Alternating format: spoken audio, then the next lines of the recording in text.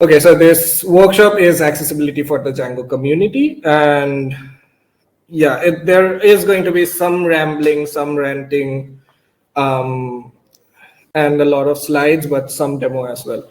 The workshop is mostly to convince Django developers that yes, you should also care about accessibility, because a lot of the accessibility talks do center around front-end development. And even when there is an accessibility talk in the Django conferences, it's around like Django admin, which is front-end facing. And it often comes up, like many people who are purely back-end developers have come up to me in the past and be like, yeah, all that's fine, but why do I care? Because I do backend.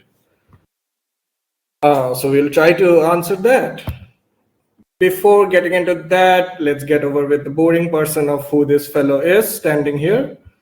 I'm a self-proclaimed human rights centered developer, which means I care more about accessibility, privacy, and security rather than how fancy AI is being used in the website, for example. I'm also maintainer of open source software projects. I maintain the Ally project as well as the Onion Share. If you want to talk about those projects, please find me after the workshop. I am also part of the Vactal accessibility team and recently joined the Django accessibility team. I guess that adds a little bit credibility to this workshop. And I was the author of security and accessibility chapter in Web Almanac 2022. So these are all just facts for people who might be like, do you even know what you're talking about? Maybe a little bit. So getting back to the question, should a Django developer care about accessibility? Because again, we are doing backend stuff. Isn't accessibility all about front end and design? Why do I, as a backend developer, at all need to care about accessibility? So should a Django developer care about accessibility? The answer is actually pretty simple. Yes. I mean, I don't think it's just backend developer. Everyone should care about accessibility. And I guess my workshop can be finished here and everyone can leave. But let's get a little bit more into depth and talk about why the yes, right? So what is Django? People coming to DjangoCon, I am guessing, know what is Django. But still, this is an excerpt from DjangoProject.com website itself, which says, Django is a high-level Python web framework that encourages rapid development and clean, pragmatic design. It's probably one of the first paragraphs that you see when you go to the website. Interesting thing, if you look carefully, there is this two-word phrase called web framework. So at the end of the day, Django is still a web framework, which means Django is used to make websites as one of the primary things. And as we know, web is for everyone. So in the screen, you can see a picture from 2012 London Olympics, where Sir Tim Berners-Lee put up the writing called "This is for everyone." So yes, web is for everyone. As web developers, we should probably not say, well, it works in my machine. That doesn't work, because web is supposed to work for everyone, not just your machine. So yes, the web is for everyone, but now you might ask, well, what do you mean by everyone? And this is where I want to talk a little bit about the users and the assistive technologies that these users use. Because I really believe you should not do accessibility because some standard or some law in your country is requiring you to do that. Those are for convincing your employer that, hey, we should do the accessibility. But as a developer, you should do accessibility because you know these are the users, this is how my work is actually affecting, and that is why we do accessibility. And we will talk about standards, but first let's concentrate on users, because accessibility is about users. It's a human right. So when we talk about users using the web, the first thing that comes to mind is the interfaces that they use to browse through the web. And the two most common ones are mouse users and touch users. A lot of people use mouse, a lot of people use touch if you're using your phone. I might say these two are almost too common of an interface that people often just think that this is all the interfaces that is being used. And often people design and develop around just these interfaces. But that's not it. There's more. Keyboard users. So keyboard users, if anyone has ever tried to browse through the web just using keyboard, you know it's painful and really frustrating. While it might be an option and a hobby for some of us, for some people it's a real necessity that they can only browse the web through keyboard use. There can be people with temporary or permanent motor disabilities. In the screen, there is a screenshot from a YouTube video from W3C where a person is using a stick, and the stick is used to control the keyboard, and that's how they browse through the web. So it's very important. They are disabled and paralyzed, so they can't really use any other interface. Switch device users. So switch device users is kind of similar to keyboard users, but it's a little bit more constructive. So you can't control a lot of keyboards. They have very limited dexterity, so there is very limited movement possible. So in the screen you can again see a screenshot from a video where someone is sitting on a chair, and the chair has these two switches. So all they can do is just move their heads a little bit, and that controls the two switches.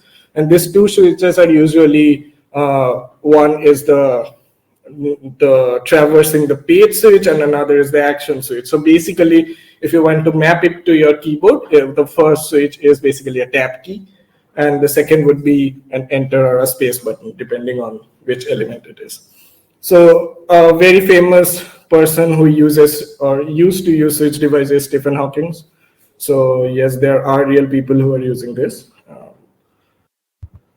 Screen reader users, this is actually one of the more or less commonly known interfaces when it comes to accessibility. So people with limited or no vision use screen readers. Almost all browsers and operating systems have some form of screen readers these days. So yeah, it really helps. So in the screen, you can see a person who is blind who is traversing to the page using their keyboard, and while using their keyboard, they're using screen recorder. So whatever they hear in the screen recorder actually appears in this little darker screen. So in this particular screenshot, it says link UCSF Medical Center, right?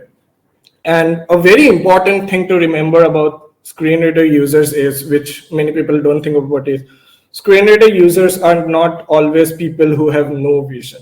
Sometimes they can have limited vision. So it's really confusing for screen reader users when they can see that there is something, but they can't hear it at all. So it's really confusing of an interface when you're like, okay, I'm tabbing through something, I can see it on the screen, but the feedback clearly doesn't match. So yes, that's also something that you need to be really careful about. Probably, yeah. And a very common interface that almost everyone can use, all browser support, is Zoom users. People with low vision prefer using Zoom. You would think this is one of those interfaces which is like, yeah, who doesn't build for Zoom users? Just try. Some of the standards require you to have Zoom till 200%, and I can guarantee you a lot of websites break when you Zoom at 200%. So you should really be careful when you're making your website that Zoom is something that your website doesn't break with, because there are actual people who are using Zoom. And then there are many more. There is mouth stick, voice, sip and puff device, which is also kind of switch device. Braille input, braille display, reduce motion for people who might get triggered by some kind of motion. So there are many different interfaces, and we need to make our websites available for everyone, because again, web is for everyone. Now, for people who are more convinced with standards, yes, there are standards which talk about how they're more like guidelines on how to make your website more accessible, right? The most popularly and commonly known accessibility standard is Web Content Accessibility Guidelines. There are plenty of talks. There have been talks about it in DjangoCon itself before. It is a little bit of a lengthy document, and sometimes the document itself can be a little inaccessible, a little ironical. It's difficult to understand sometimes. But yeah, there are websites like Ally Project, which tries to kind of condense the information and convey the information in a simpler terms. But yeah, that is one of the standards that commonly meets. And web content accessibility guidelines is one of those standards which people are like, okay, everything mentioned there is probably something a front end or designer needs to jump in, and that's why it's a front end and designer's responsibility. But there is this another standard called authoring tool accessibility guidelines. It's also a very important standard, and it's an important standard to talk in DjangoCon because let's face it, a lot of Django applications are around CMS or some form of authoring tool. So even if you're building a plugin for a CMS that is actually leading to a CMS or some authoring tool. So authoring tool accessibility guidelines is again a lengthy guidelines, but it can be divided into two parts. The first part is make the authoring tool accessible by themselves. So if it has an admin panel in the CMS, that panel itself should be accessible because in your editorial team, there can be someone who is using an assistive technology. Not everyone as editors use mouse and touch. But there is another very important part, which is provide tools that enable authors to create accessible web content. So Django often comes into play when you don't want to make static websites, right? You want to create content and you want to provide an authoring tool where someone can go ahead and create content. So it's very important that you always provide things so that the authors can create the content which at the end is accessible. And that content needs to follow WCAG. But the tool needs to have ATAG or authoring tool accessibility guidelines, which allows the editors to create the accessible content. Make sense? Okay, but you might still be like, everything sounds good, but isn't it still a front-end designer's responsibility to think about accessibility? And so there is this website called WebM, and they release a WebM Million report every year. And this is the 2024 report. And as you can see, the these are the six most common WCAG failures across website. The first is low contrast text. Yes, that is probably a design decision. There is missing alternative text, missing form labels, empty links, empty buttons, and missing document language. If you see missing alternative text is still more than like 50% websites fail it, when we probably all know about alt text by now in images. So in this graph, if you think, when you are making a Django CMS and using an authoring tool, there are probably 4 items that directly link into a backend developer's job.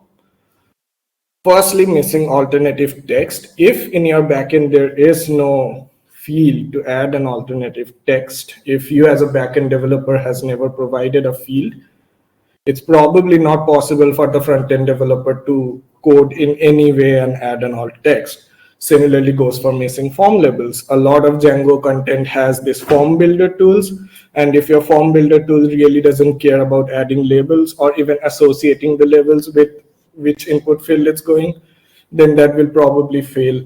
Front-end developer and designer can't do anything. Similarly goes with empty links and missing document language, and I'm going to show those in demo.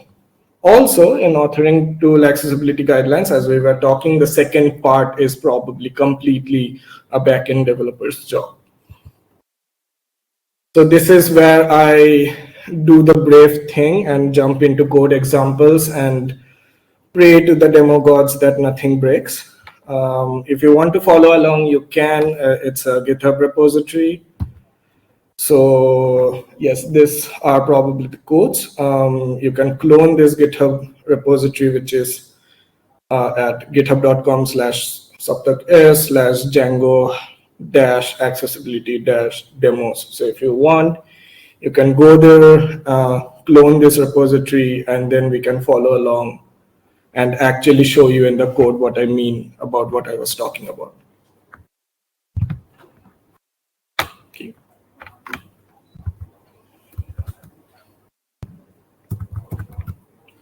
If you want to see that probably the git clone line is the first thing that you need to copy paste, and apart from that, everything we can follow along.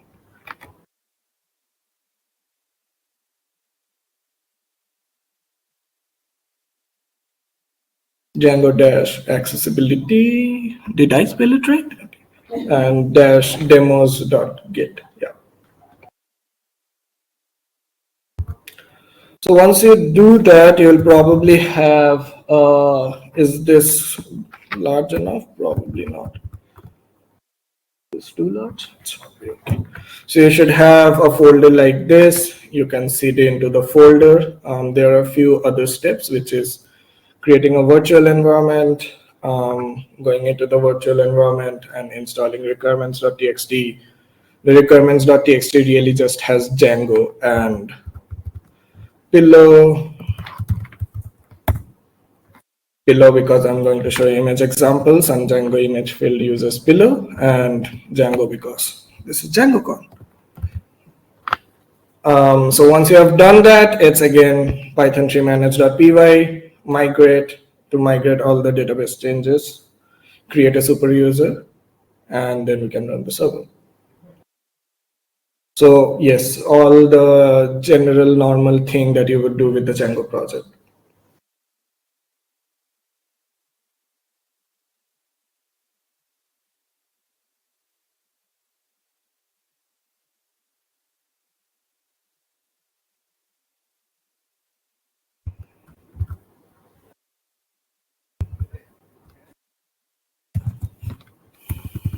To save some time, I have done most of those things, and I'm just going to run the server, and I didn't do so.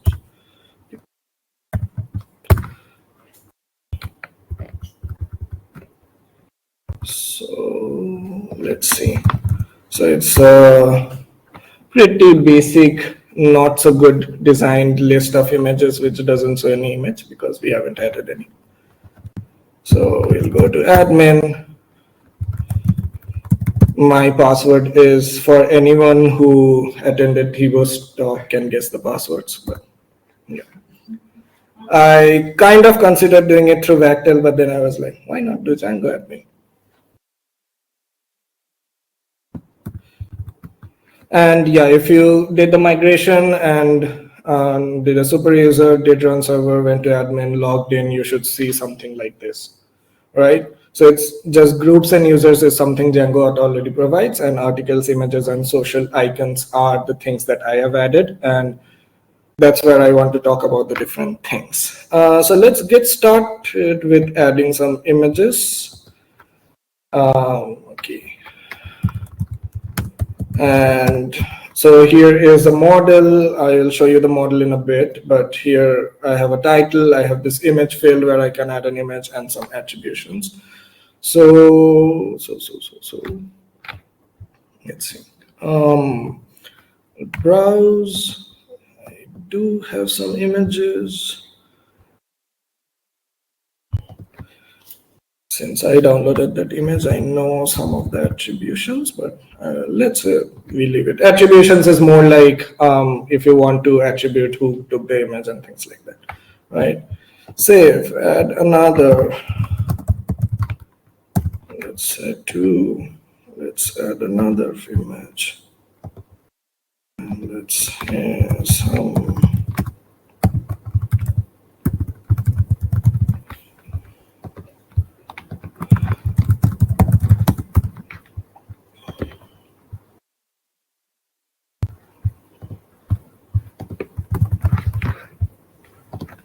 So let's say I've added 3 images, and now if I go to the website, it should look a little bit better, not great, but I guess it works. Yeah. So yes, there are 3 images, and we have added the images, right? And now this is how the model looks. I'll show you quickly. So yeah, the very first part is the image model. So it has a title, it has an image with image field, says where it uploads, and it has an attribution field, which is not compulsory. And then there is a __ str to say how it will be represented. So yes, that's the image field. Everything looks okay, and it's a pretty like common image field that people might have so that they can upload image and then use the image somewhere else, right? What's the issue with this? I mean, they have clearly shown the image and everything looks good in this website. So what's the issue with this? Well, just like you can do inspect element, which a lot of browser hackers love to use, what we accessibility hackers love to use is probably inspect accessibility properties. And if you go to inspect accessibility properties, yes, there are many automated tools that you can use that will say, yes, what I'm going to say right now. But I just want to say that all the browsers already have an accessibility properties that you can go and check if you already know what to check. So yes, there is an image and you can see that image has empty text label, which means that it doesn't have an alt text, right? So content with images must be labeled is something that is written there. Just to show an automated tool, XDevTools is there. If I run it on this page, it's going to say the same thing, that 3 issues have been found and all our images must have alternate text. Now, if you as a backend developer give this and you are like front end is going to take care of making it accessible, and the front end developer doesn't really care about the accessibility so much, and they're like, okay, it says it's failing. What I'm going to do is I'll go here, gallery.html. What they said is add an alt text. So what I will go ahead and do is I'll do image.name. And if I reload this, works. If I just rerun a scan, no issues found. Automated test passed. We have made our website accessible. The issue is if you now go back to the accessibility dev tool and you see, this is what they also don't complain, but you can check the name and the name says uploads / call me Fred something something something. Don't know. So if someone is using a screen reader, this is basically what they hear. They hear image and then comma, then they will be like uploads / call me Fred. And I don't know if that correctly conveys the message about the first image. So yeah. Now, if you leave it to the front-end development, this might happen, or they will come back to you and say what I am going to say, which is we can't do this. We need something. And what we need is, so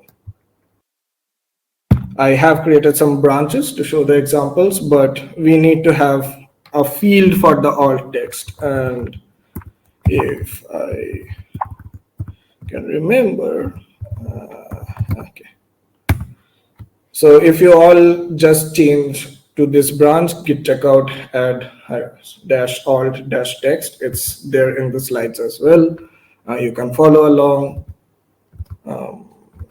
So yeah, if you go to that and then you run migrate, that kind of adds some things. What does it add? Okay, so let's go back to the models and see what we did. So what we have right now done is basically add a description field in the image. Okay. So now that we have the description field in the image, if I go back and remember to run the server,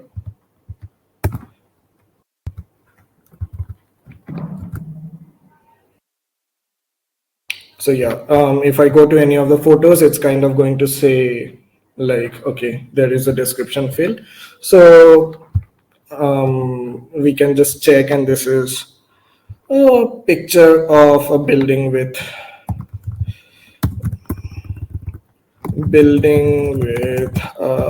Back to the Future poster.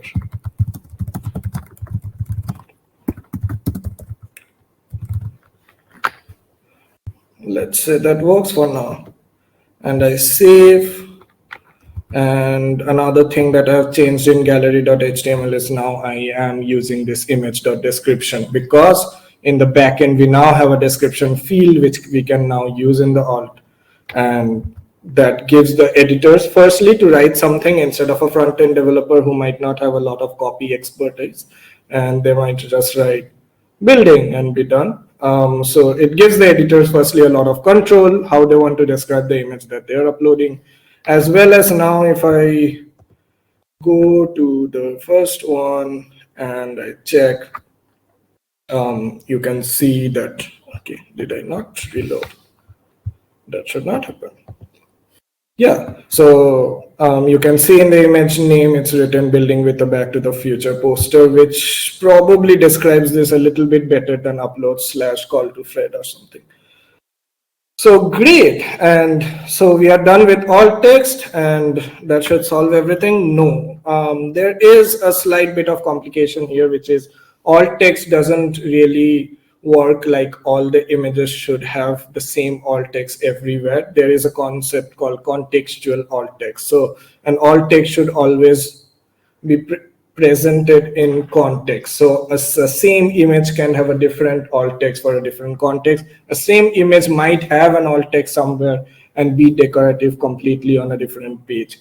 So it's very important to realize that it's not just that you add the image, add an alt text in that particular model and be done with it. You also need to probably have somewhere else. So that's where we have this article model as well. So I can add an article here, Back to the Future article. Body, I'm going to use this website called DeLorean Lipson. Anyways, don't like Lorem Ipsum anymore.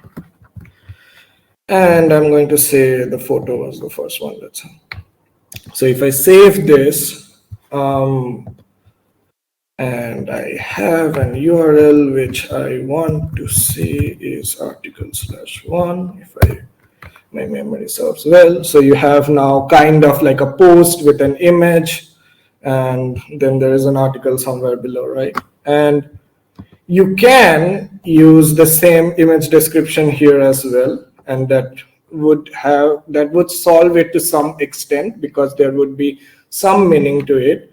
But in this particular context, when I write this post, maybe this is not exactly what I want, because it's the image description that I added to the model is what the thing that would actually, if Django admin did have an image picker kind of thing, here I have just written a foreign key, not put any different widget.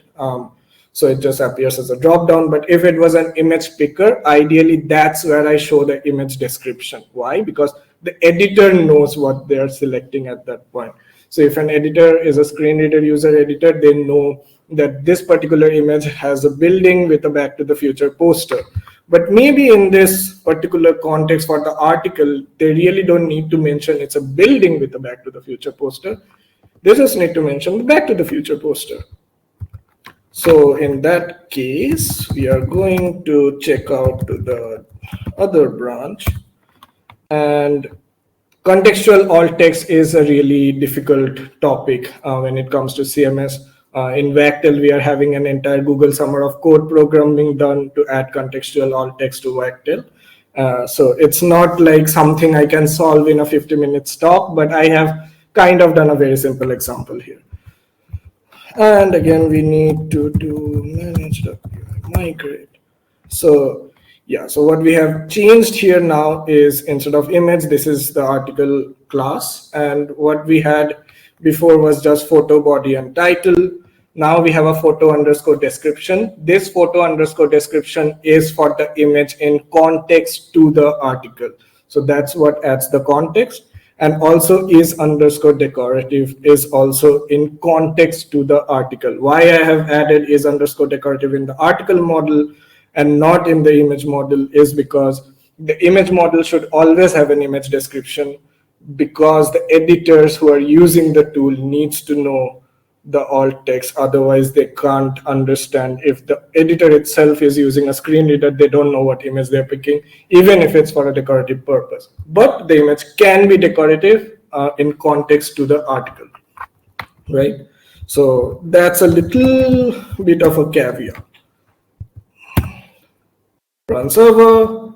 Let's go back to this article, and now we have a photo description, and here we can say Back to the Future movie poster. because maybe in this article context, you don't need to know there's a building or not, right?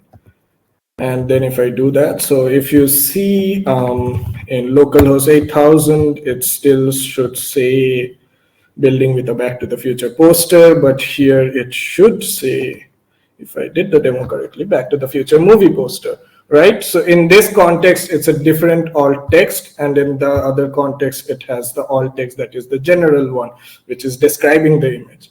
Okay. So I do. Yeah. It can also be a decorative one. This image might not be, but that's why you need to provide probably a checkbox. Here I have provided a checkbox. If I mark the checkbox as decorative, this is going to do this. And here, if you see, the image thing is not there, right? It was there before. It's not there now. Why? Because when you have, if we do an inspect element here, it has an alt empty string. So this is how you declare most of the time an image as decorative or a presentation purpose. You can add role equals to presentation in image. You don't need to use that. Don't use aria when you don't need to use it. So yes, you can just say empty string in the alt, and that will convey the message that it's a decorative image, which is why it's not shown here, because it will hide that information from the screen reader because it's decorative and the screen reader user doesn't need to know about it. In this case, it's probably better not being a decorative image. Okay. And that kind of solves the contextual alt issue.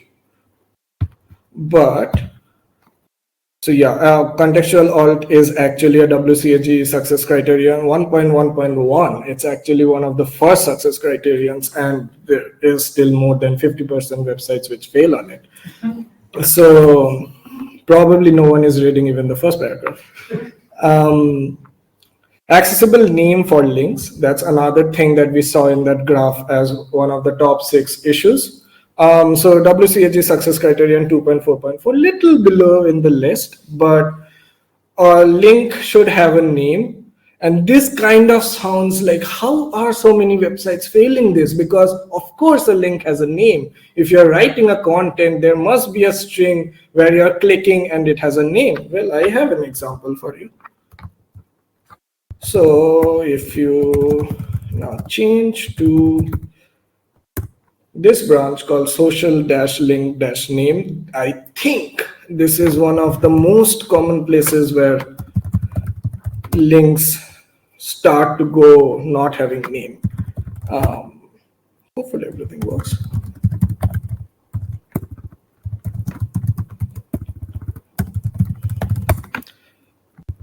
Okay. So yes, now we did have a social icon thingy. Actually, yeah, probably wait. I am going to do it slightly differently. Probably should show you the bad thing first, right?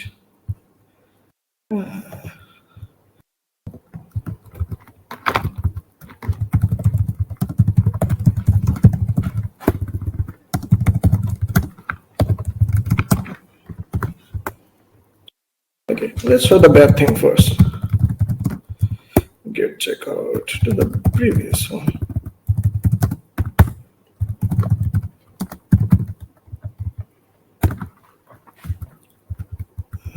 If everything still works, it should have a social icons, right? So I'm just going to add some social icons, and that also needs to be an image. So I kind of need to first add an image, which I don't know where did it open. Okay. So let's say Facebook. Yeah, logo, maybe something. And I do have. Okay. Yeah. Sure. I need to check. Can you recommend any literature or tutorials regarding the contextual alt issue? Okay, yeah, I am going to mention some links at the end. But let's go with this, and it now we know has a description. So I'm going to just write Facebook logo and then do a save. That should actually kind of show this Facebook logo also in this grid. CSS grid works. So that's it, and then I just add, let's say, some, probably just facebook.com, and I add a link. Sounds like a popular way of adding a social link to your website. You have the image, you have the link. What else can you need? Firstly, I need to remember the URL.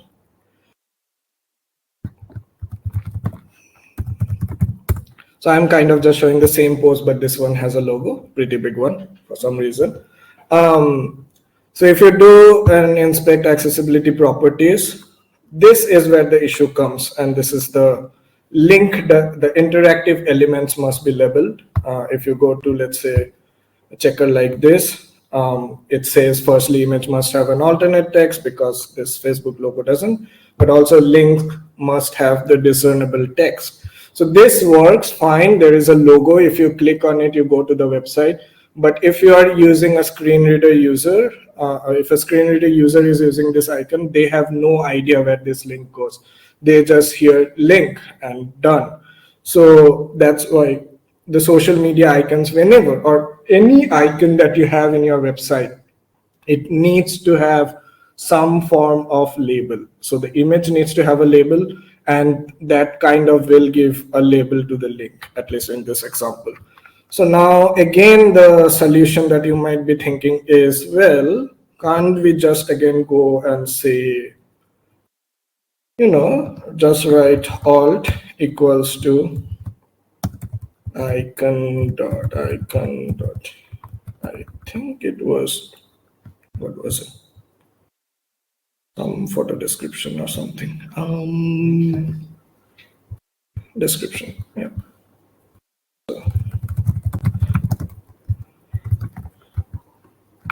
And that should work. And if you rerun the scan, it will say it has no issues. And if you check, again, it's going to be like Facebook logo. And for the screen reader user, at this point, they are hearing link, Facebook logo. Now, the thing is, you might be like, okay, that kind of gives an idea. But if you go and have an accessibility audit, they're going to fail you at this point, because a link's name should say where the link is going to. So Facebook logo is not the text that the link should have. Again, an example of contextual alt text, actually, because in this context, Facebook logo is the wrong alt text to have. In this context, you will either have just Facebook, or you will write Facebook page of whatever your website is. So let's go ahead and fix that. And that's when I need to change that. And I need to migrate. Yeah. So now basically, if I go to the models, the social icon itself has a link text. So I can go back now and I can say, again, need to run the server. I can see that in this context, the link text should just say Facebook. So now when I do this, save, go to the demo, and if you see, it just says link text is Facebook. So now a screen reader user is going to hear link Facebook. Now you can actually improve the accessibility more in this case. You can even add like a separate, that's again in the front end side. So that's on the front end developer, probably not what backend developer needs to care, but as a front end developer, you can have the text be represented differently and make the image as a decorative thing, so that the image is not something that the screen reader user needs to hear about. But yes, that's front-end developer's responsibility. But if the back-end developer didn't give a place for a social icon model to add a link text, the front-end developer can't do much. So that's talking about accessible name for links. Now, another thing that is there and very commonly missed is the lang attribute. The lang attribute is one of the attributes which you can use in almost all the HTML elements, but usually you use it on the very first HTML element. You will see HTML lang equals to in quotation en. If you actually go and see in this example as well, it is there, lang equals to within quotation en, which basically says that it's the entire content in this website is written in English, right? And that's fine. One of the issues that often comes with this, where you get a false positive that, yeah, my website is great, is when you copy this base.html, you're trying to make a Spanish website and you have copy pasted the entire base.html and it says, yes, lang equals to en and everything below is Spanish. So that's probably not correct. And then the other context where it really gets confusing is when you have a website which has mixed content. So I can have an article website, but there are articles both in English, but also in Spanish. So let's kind of do that. The issue with this is I don't know Spanish. So what can I do? Can anyone say some Spanish lines? Right? Hola? Yeah. Okay. That works, I guess. That was Spanish, I knew. And then you just put something, and let's say in the photo description. I don't remember what this photo was, but let's say mountain scenery and save. Right. So if you do go now to probably 2, then you should have something like this. Spanish and hola and saying that.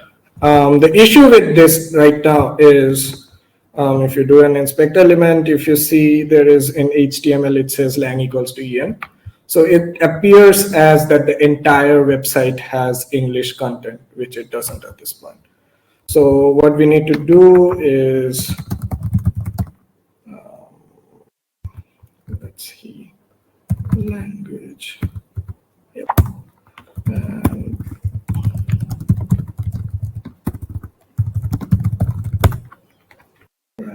and then run the server, not forgetting this time. Yeah, so basically what that does is in the models, in the article, you have another field which says language, right? Because it might be the rest of the website has content which is in English, but the language should be present in the particular article itself. And if you go and see now, the article tag here has a lang which says lang equals to language, which conveys that information that the entire document is in English, but the article part is in Spanish, which means I should have written a Spanish title, but that's on me. Bad editor. So now if you go reload this page, you can see that the HTML still is saying en, but here it's still in en because I had it default. But if I now change that and I say, no, this is a Spanish content, and if I load it, it will say that the HTML content is still en, but that particular article is in Spanish, and that conveys that information. So if someone, let's say, is using some form of translation tool, they can now actually translate that and know that, okay, this website is, this particular part of the website is in Spanish. Because if someone is, let's say, using Spanish to English translation and always the lang is in English, then it might not translate at all. So the lang attribute, very important, and that is, though the statistics was more about missing document language, but this is one of the places where the backend developers also need to provide a lang attribute when you are writing an article to convey the message. If writing the article in Spanish changes the entire document into Spanish, then you can probably even change the HTML's lang attribute into ES, right? And there are actually a lot of other accessibility features which I can't talk because time's not there, almost gone. But authoring tool accessibility is everything in the authoring tool should be accessible. Accessible authentication is something that WCAG 2.2 has added, which says that you can't have just one form of authentication which might be issues. For example, CAPTCHAs. If you give an CAPTCHA, you have to provide an alternative because CAPTCHA might not have a be compatible with screen recorders. So accessible authentication doesn't work without the backend part. So you need to provide those features. Form labels, another thing. If you are building a tool which allows you to create a form, then you need to know how to create labels for that form as well. Same with the form errors. There are a lot of Django tools which provides Django forms, and Django forms might have errors, and the errors might not be associated with that input field. So in that, screen readers can then figure out where the error comes from, which field they need to change. But lot about code done, and I want to finish my talk a little bit with saying Django isn't just a code, it's a community, right? That's why we are having DjangoCon conference. That's why we have a lot of other Django events. That's why we do a lot of talks, a lot of tutorials. Every project that is doing something with Django is part of the community. And when there is a community, inclusivity is very, very important. And since you need to make the community inclusive, you need to care about accessibility in the Django community as well. Just writing good code and having accessibility doesn't mean a lot.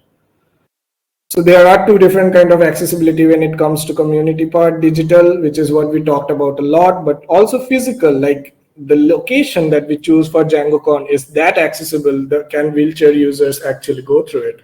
Live captioners, we have seen that the talks have live captions so that people who can't hear, they can still see the content. A lot of conferences even have sign language interpreters. There can be braille signs, like for example, you need to go to the washroom. If it's only text, maybe some blind person can't see, so maybe some braille signs can actually help there. So there can be different solutions to different issues. Social media, this is something that has been like, everyone in DjangoCon is posting something, and sadly everyone in DjangoCon is not posting with an alt text. Some people are, and I'm really happy for them, but some people are not. So most of the social media platforms still have, like, you can add alt text in some ways. User experience might not be great in everywhere, but yes, adding an alt text is very important. If we keep on talking about development around alt text, but then we add social media pictures of DjangoCon which doesn't have any alt text, and people who are using the social media really doesn't know what that picture was about, that again kind of defies the purpose. And for social media alt text, and this kind of goes with the contextual alt text as well, is the alt text depends on context as well. And if there is a text in the image, that text should be there in part of the alt text. Don't start your alt text by saying image off, photo off. Doesn't need to be that. Already the screen reader is saying that it is an image. If image is a link, alt text should be the link text. We saw it already. If image is a chart, often it works better that you describe the data in a concise manner rather than saying bar chart 1, 25, something like that. May depend on the use case. Also speakers, good color contrast and large fonts, because yes, reduce amount of text. Many people might find it a little difficult if there is a lot of information coming. Always describe visuals in a slide. So if you have a picture in the slide, it's better to describe it, what the picture is about. Avoid acronyms as much as you can. There is actually a link by W3C on how to make accessible presentations. I think it was actually included in the DjangoCon CFP, so great work there. Accessibility for contributors. So if your project is looking for contributors, then your project should have some guidelines for the contributors itself, such as making the events contribute, like making the events accessible, also using accessible platforms for communication. The documentation should be accessible. Some can even say that the editor and the editor config that you're providing is part of the authoring tool, because it's allowing the coders to author a project. So that might also need to follow ATAG. Have an accessibility statement. That is probably something the Django project also needs to do, and platform for assistive tech users to submit issues. It's very important that people who find issues in accessibilities, they can provide those issues, and those issues actually get worked on rather being issue labeled accessibility and going into void. So yes, accessibility is a human right. It's not a tech debt. Don't treat it like a tech debt. And that's all from me. Thank you.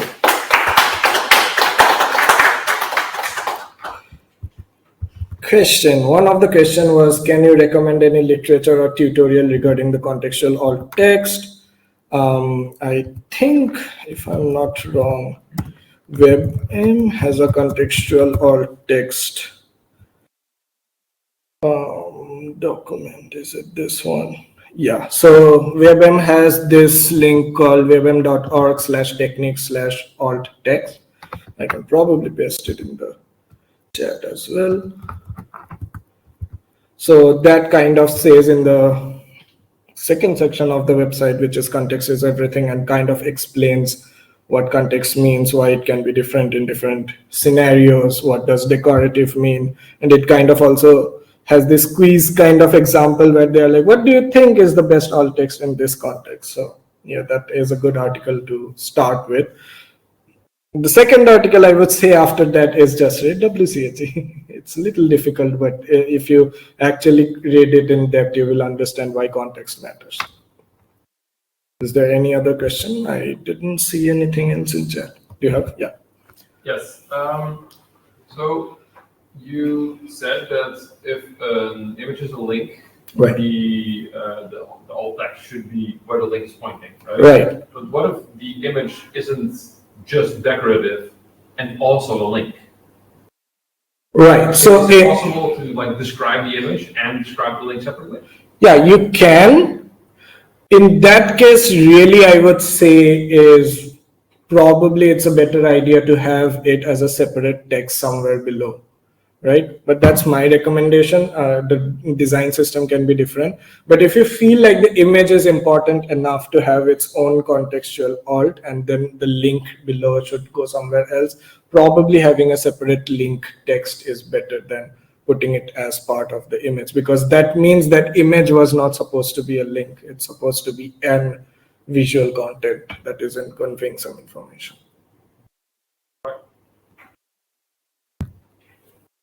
You have a question? Yeah.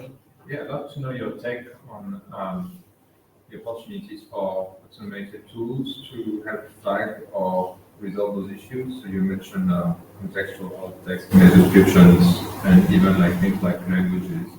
Do you think that there is room for better Django tools or activity tools generally to flag those things or resolve them? Right. Yeah. So like we have worked in Vectel and we have like Sally. So yes, there are some accessibility tools which allows editors to know that they are messing up some editorial things. But for example, what you're saying is if the alt text is different and we need to, like, if it's just an image and name written and it still passes, do we need to change that? And I have seen some people create issues in automated testing tools saying that you should probably have some way of detecting this is just a file name and say flag it that this is a bad alt text. So yes, definitely it would be helpful to have those tools. I think doing a tool around contextual alt is a little bit more difficult, where how do the automated tool know that it is out of context? Does it always flag if it's the same alt text everywhere? Maybe, but can there not be two articles which have the same alt text in that same context? Maybe as well.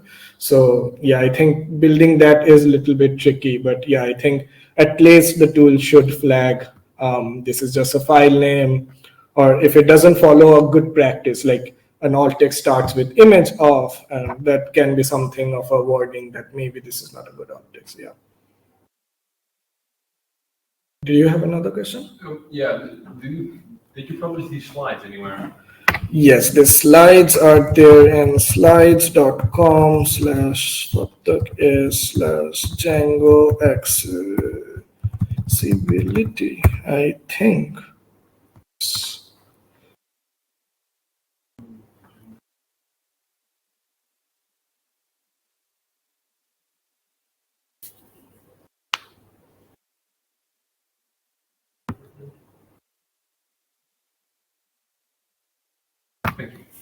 Thank you.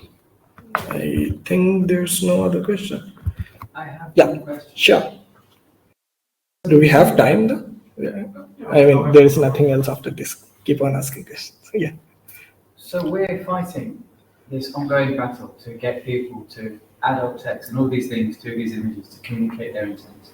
And last week we saw Mozilla announce that they're going to have Yeah. a LLM inside their browser that will fill in the alt text by guessing what might be there. Right. Now, this feels like it goes against some of the stuff you're saying because the understanding of context couldn't possibly be there. Yes, and this is some discussion we have in Vectel team as well in the contextual alt text.